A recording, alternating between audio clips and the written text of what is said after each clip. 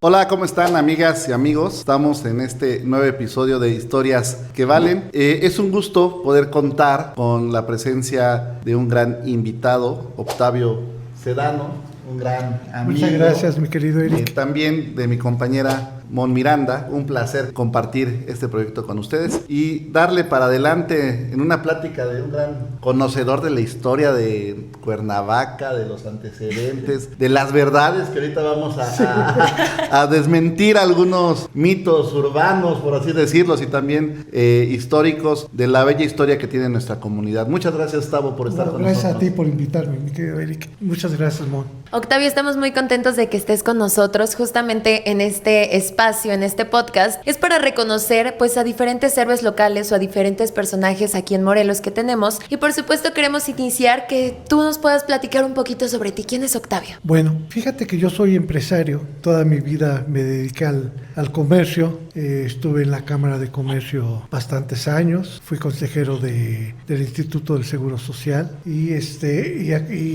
me interesó muchísimo la historia. Afortunadamente en la biblioteca de mi padre teníamos varios libros de Morelos, cosa que no en todos los hogares hay, pero afortunadamente yo sí tuve la fortuna de tener esos libros y en base de esos libros fue como me fui interesando acerca de la historia de Cuernavaca. Algo muy interesante fue cuando en una ocasión don Valentín López González, papá, en paz descanse, un excelente cronista, me dice, ¿sabías que la India Bonita era tu parienta? Caray.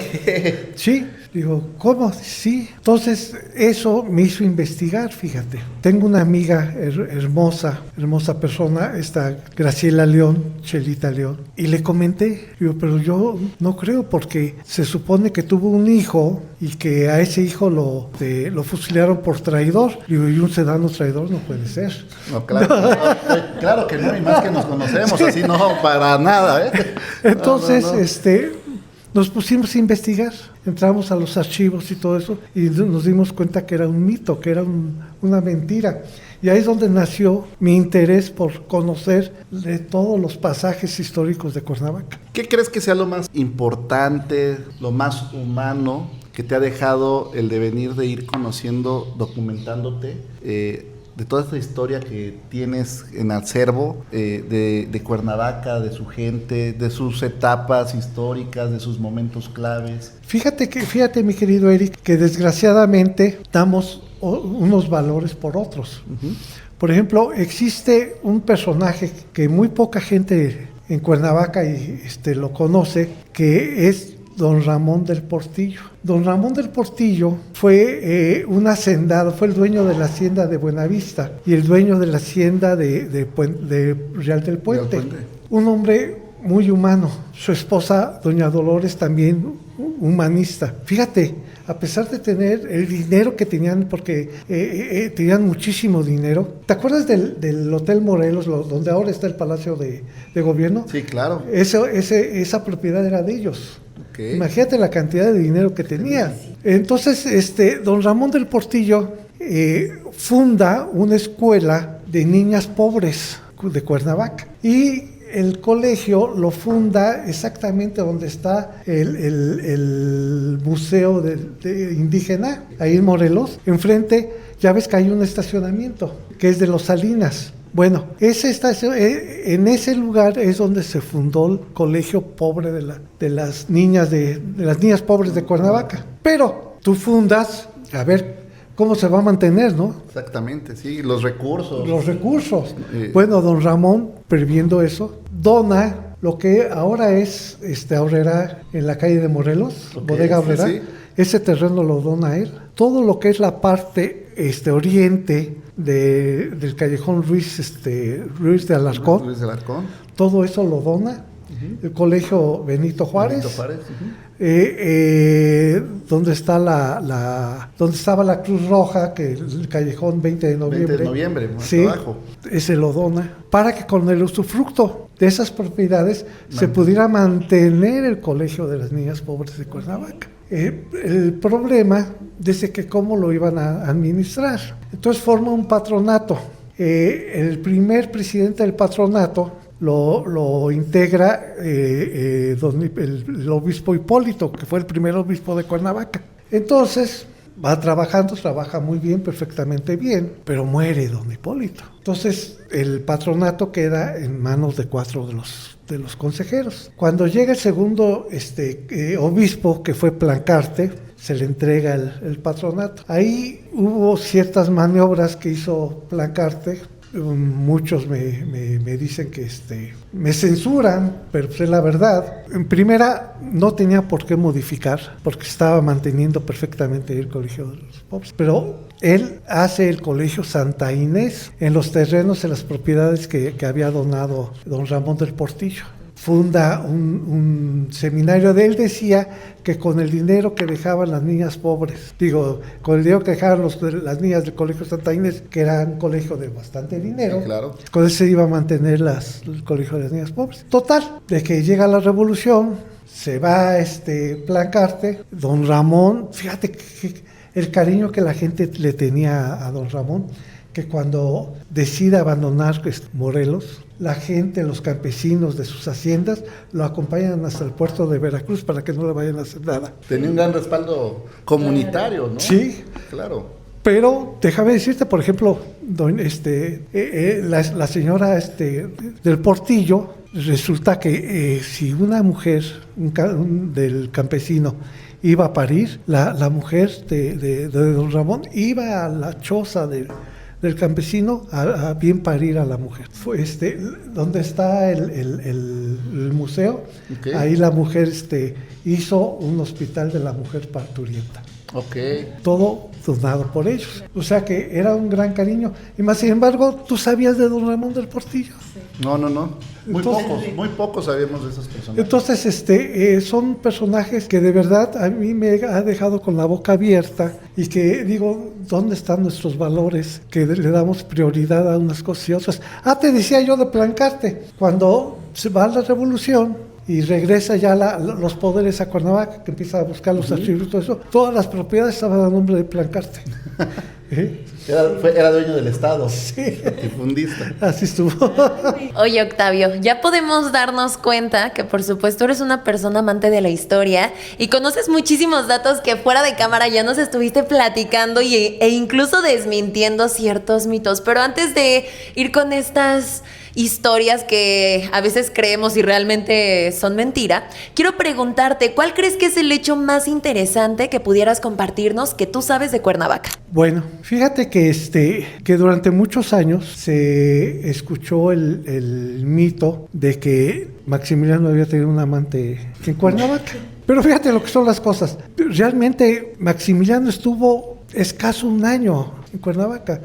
Sin embargo, se habla de Maximiliano que hubiera estado años y años. Sí, la intervención fue breve. Fue muy breve. Maximiliano llega en diciembre del 65, 1865. Se le adjudica el amor de una hija de un jardinero. Inclusive Tarazona hace un cuadro, no sé si lo hayan visto, donde está Maximiliano a caballo y está una campesina viéndolo a robada. Sí, al pie del... Sí, bueno, se supone que esa es la India Bonita. Pues no existió. Fue producto de la pura imaginación. No existió esa famosa India Bonita. En primera llegó en diciembre del 65, ¿sí? Dicen que tuvo un hijo Maximiliano con ella, que nació en julio, en agosto del 66. Haz cuentas y nomás no nos da, ¿sí? No nos da. Entonces, me puse yo a investigar. ¿Por qué? Porque don Valentín me dijo en una ocasión, dice, oye, ¿sabías que eres pariente de la India Bonita? Digo, ¿cómo? Sí.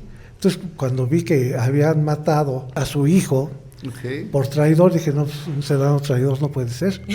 Entonces me puse a investigar. Mi queridísima amiga Graciela León me ayudó en esa investigación y resulta que no existió esa India Bonita. La mamá de Julián Sedano, ¿por dónde nace Julián Sedano? Julián Sedano, está muy interesante su historia, porque fíjate, él se va a Europa, a Francia, como como comerciante, como empresario. Ahí en Francia se conoce al embajador del Perú. El embajador del Perú lo agarra, y Julián Sedano era un hombre de barba, rubio y de ojo azul. Entonces le dice el embajador: tú, Rubén Darío, él era el embajador, le dice: tú eres el hijo bastardo de Maximiliano. Y él, Julián, dice: no.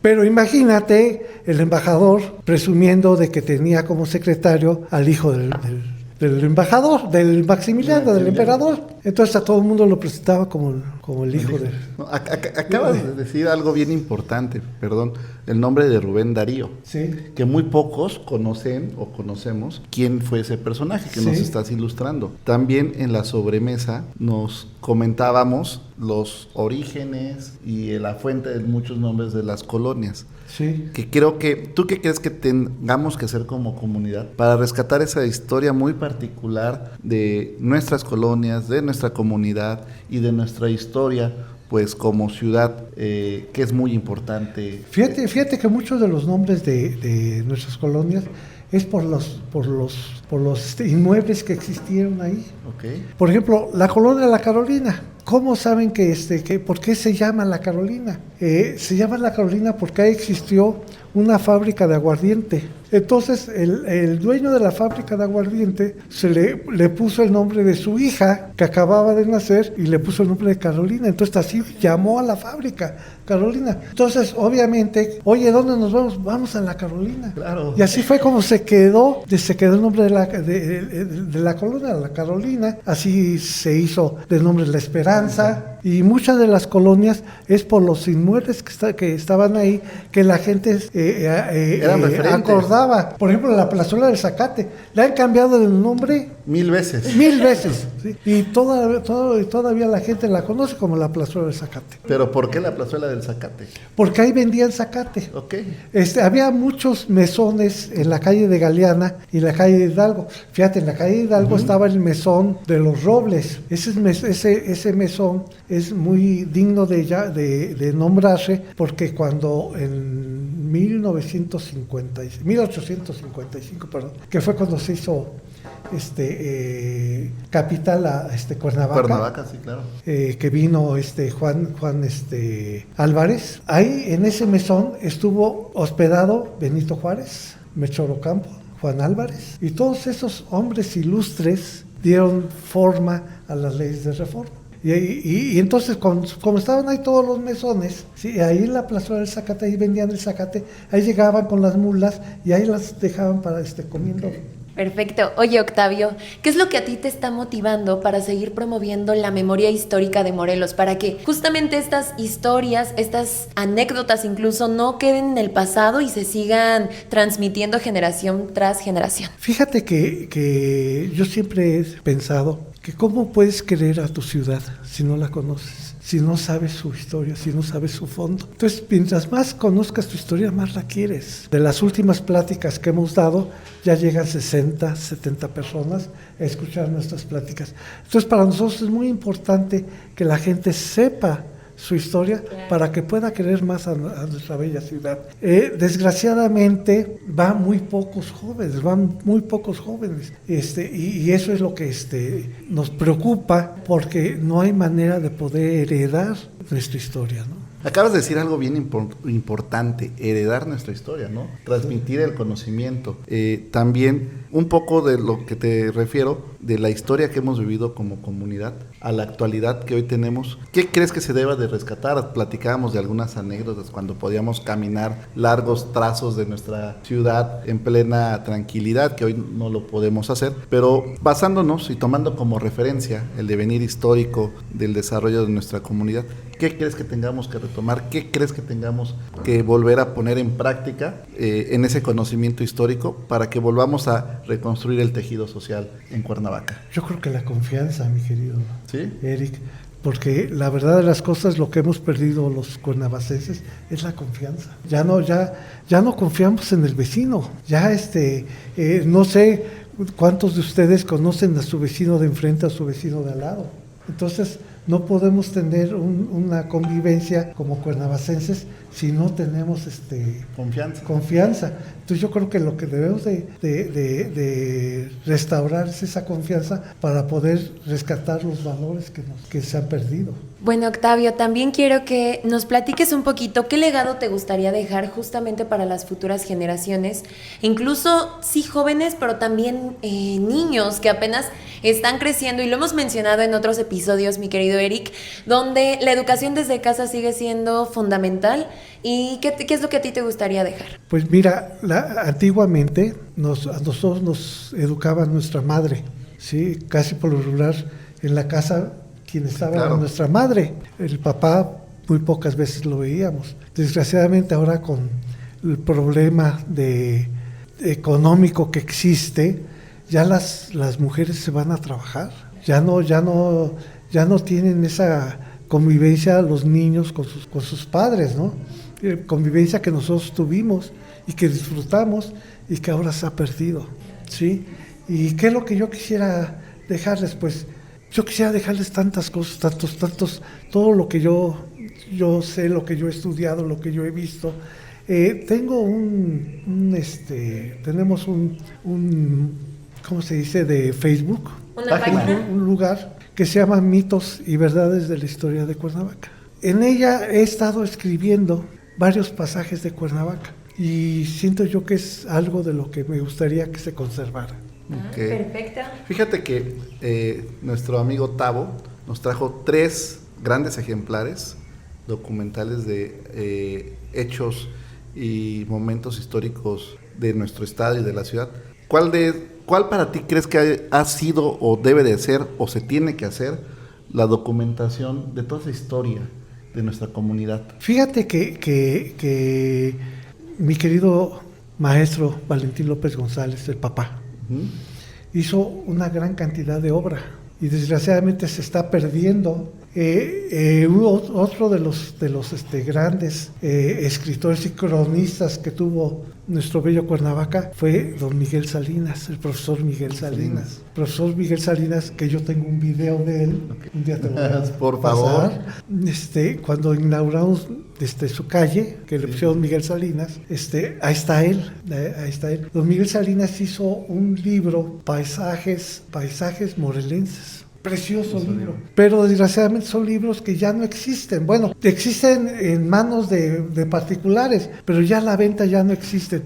Si se pudiera reeditar esos libros, los libros que Visión Retrospectiva de Valentín López González, que es un libro también muy interesante.